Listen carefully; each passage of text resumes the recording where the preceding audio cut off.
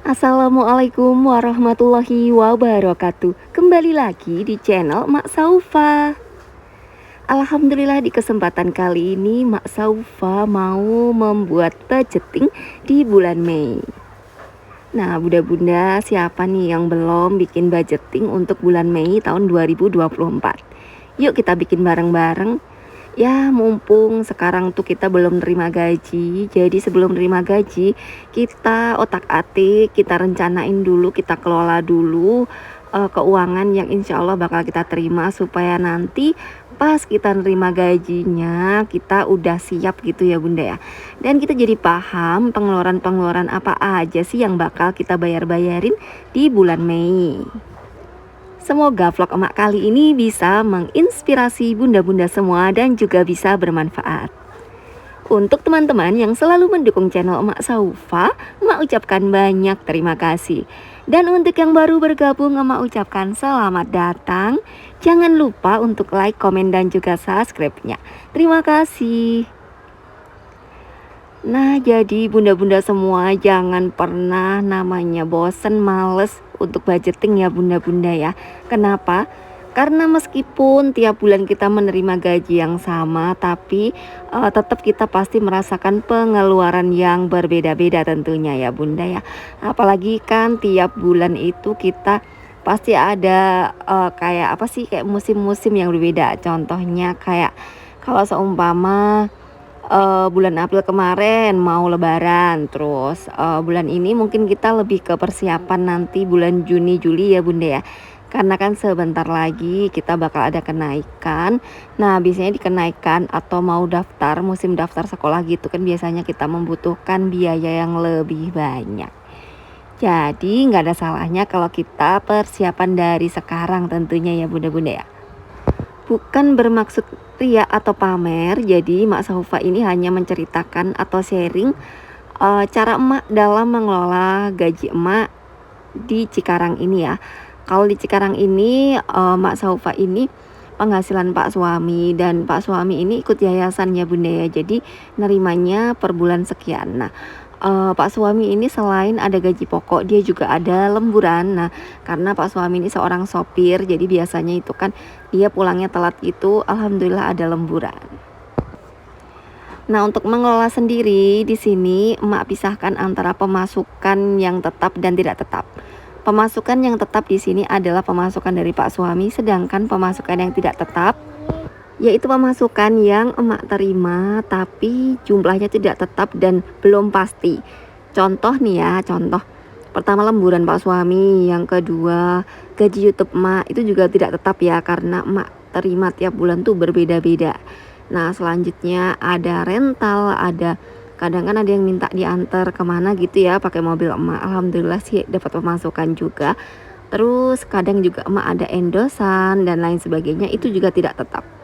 Nah itu emak pisahkan dong, karena memang kalau pemasukan tidak tetap itu tidak bisa kita langsung kelola. Kita hanya bisa kayak ngasih metodenya aja gitu loh bunda, kayak persennya gitu, berapa persen gitu. Dan itu tuh emak pisah-pisah. Biasanya kalau pemasukan yang tidak tetap gitu akan emak sebagian ditabung dana darurat dan juga untuk hiburan, kayak untuk ngisi bensin dan lain sebagainya. Oh ya, tambah lagi pemasukan emak itu ada dari Shopee Affiliate juga ya. Jadi emak juga aktif dalam Shopee Affiliate juga. Jadi kadang tuh dapetnya juga lumayan, kadang juga sedikit. Pokoknya berapapun tetap disyukuri. Alhamdulillah bunda ya. Yang penting tetap semangat dalam mencari rezeki, terus semangat juga dalam mengelolanya ya bunda ya, biar kita keuangannya aman, terus kita juga nyaman, tenang, ada tabungan tentunya ya bunda ya. Ini harus digarisbawahi bahwa kita harus punya tabungan meskipun sedikit, meskipun kecil. Jadi kalau tiap bulan kita nabung sama 100 ya, kali setahun udah dapat 1.200.000 kan. Pokoknya kita semangat aja nabung berapapun itu, supaya kalau ada apa-apa kita ada persiapan. Oke, nggak banyak bicara. Mak Saufa langsung aja ya ke budgeting emak. Tinggal di Cikarang tentunya banyak banget pengeluaran kan bunda ya, apalagi anak emak tuh udah gede-gede. Nah yang pertama emak ada angsuran rumah, terus emak juga bayar wifi, bayar listrik, Terus emak juga ada SPP, untuk SPP kakak Saufa 700, untuk SPP-nya kakak Tantri 250. Terus selain itu emak juga bayar PDAM. Pokoknya di total untuk kewajiban emak ini 2.300.000-an gitu, hampir setengahnya penghasilan Pak suami. Dan ini tuh kewajiban emak sekian itu semenjak si kakak udah mulai SMA. Jadi memang semakin anak besar pengeluaran semakin banyak, karena sebelumnya itu nggak sebanyak ini kan ya bunda ya. Tapi tidak apa-apa tentunya, dengan konsekuensi bahwa emak harus semakin semangat dalam bekerja, bukan bekerja sih, maksudnya semakin semangat dalam mencari tambahan gitu ya bunda ya. Jadi contohnya mak bikin konten ini harus semakin semangat juga, karena pengeluaran juga makin banyak. Termasuk Mak Saufa juga selalu menyemangati Pak suami supaya ayo Pak suami semangat, anak kita sekolah gitu ya bunda ya. Pokoknya semangat terus, insya Allah kalau kita mau menjemput rezeki itu pasti ada aja ya. Selanjutnya ada kebutuhan. Nah kebutuhan di sini yang pertama biasanya mak beli beras. Nah alhamdulillah untuk beras itu aman, karena kemarin dibawain Pak satu karung, alhamdulillah wa syukurillah banget pokoknya. Jadi untuk pengeluaran beras berkurang 300.000, lumayan banget kan ya bunda. Selanjutnya yang kedua, emak ada pengeluaran untuk belanja untuk masak, yaitu 1 juta sebulan. Jadi 1 minggu 250.000, dan itu tuh juga vlognya juga ada ya bunda ya. Jadi bagaimana cara emak mengelola uang belanja 250.000 seminggu gitu. Nah selanjutnya yang ketiga, emak juga biasanya belanja bulanan. Belanja bulanan di sini adalah untuk beli minyak goreng, gula, termasuk gas, air minum dan lain sebagainya. Di sini kurang lebih mak habisnya 300.000 aja. Kenapa mak memilih untuk di sini emak sederhanakan? Karena kalau kayak kebutuhan bulanan, apalagi emak itu kan udah tua ya, kalau emak tuh rutin beli kopi, beli ini, beli itu, nanti habis-habis juga. Dan secara emak itu kan harus mengurangi minuman-minuman manis, mengurangi hal-hal kayak gitu kan. Jadi lebih baik membeli yang seperlunya aja, seperti itu. Itu udah mak tanamkan ya. Kadang ada sebagian yang bilang, kok pelit amat sih, kok cuman beli ini aja. Iya, memang emak tanamkan dalam diri emak, beli seperlunya aja, insya Allah cukup dan lebih hemat, bisa memangkas pengeluaran-pengeluaran juga. Nah untuk pampers itu nanti ada ya budgetnya sendiri untuk anak-anak. Dan emak juga pampers itu belinya itu jujur aja sasetan yang isi 6 biji gitu di agen, itu tuh lebih murah, dan pakainya juga seperlunya kalau keluar aja. Susu juga emak enggak beli susu untuk anak-anak. Pokoknya hal-hal yang berbau gula itu tuh kita banyak-banyak googling gitu, ternyata lebih baik dikurangin untuk anak-anak juga. Jadi dia nanti kurang baik juga ya bunda-bunda ya. Pokoknya anak emak tuh ASI, dan alhamdulillah emak ngurangin hal-hal kayak gitu. Lanjut ke budgeting. Jadi itu tadi pengeluaran-pengeluaran emak. Jadi untuk kewajiban 2.300.000-an, dan untuk pengeluaran kebutuhan 1.300.000. Jadi tinggal di total aja. Dan total untuk kewajiban 2.280.000 dan kebutuhan 1.300.000, totalnya 3.580.000. Jadi sisa penghasilannya adalah 5 juta dikurangi 3.580.000, yaitu 1.420.000. Nah, masih ada sisa ini, itu untuk keluarga. Biasanya di sini adalah untuk uang saku anak-anak dulu ya. Jadi untuk uang saku kakak Saufa itu 1 bulannya 300.000, dan untuk kakak Tantrinya ini 100.000.